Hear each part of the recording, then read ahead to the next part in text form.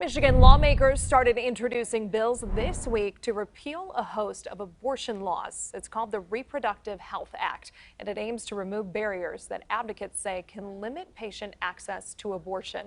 Our Elle Myers took a look at that 11 bill package, and she is breaking it all down for you from just outside the Capitol building in Lansing. The debate over abortion rights didn't end here in Michigan after Proposal 3 passed last year. Earlier this week, State Representative Lori Pahutsky introduced new legislation that aims to expand access and repeal old laws on the books she says are harmful. A right isn't truly a right if it's not accessible to everybody. And there are still trap laws that we have on the books that were passed after Roe v. Wade that sought to limit abortion access across the state of Michigan and target abortion providers in a way that no other healthcare in the state of Michigan is in fact targeted or regulated.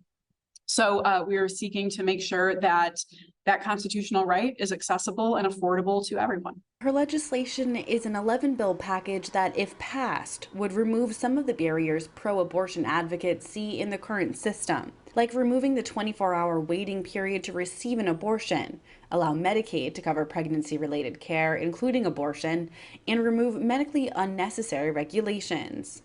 Despite the fact that no surgical procedure takes place in any of these facilities, they're required to be licensed as freestanding surgical facilities, so essentially like tiny hospitals, and just require equipment that isn't necessary for any of the procedures that take place there. For advocates of this legislation, like the ACLU of Michigan, these bills mean better access for Michiganders and visitors who come to the state for care. This will ensure that abortion is accessible and affordable. If you have a right to abortion, but you can't access it, it's really just a right in name only. So this will ensure that it's available to anyone who needs it. But Genevieve Marnon with the Right to Life Michigan tells me her organization has concerns about the safety of these changes and takes issue with the changes to Medicaid. The taxpayer-funded abortions, and it's an affront to people who are pro-life and who have a conscious objection to abortion to be forced to pay for another person's abortion. Again, you're free to choose to have an abortion now with Prop 3 in place, but it's another thing to ask somebody, to compel somebody else to pay for it. This is the third time the Reproductive Health Act has been introduced here in Michigan, but the first since Democrats took the majority.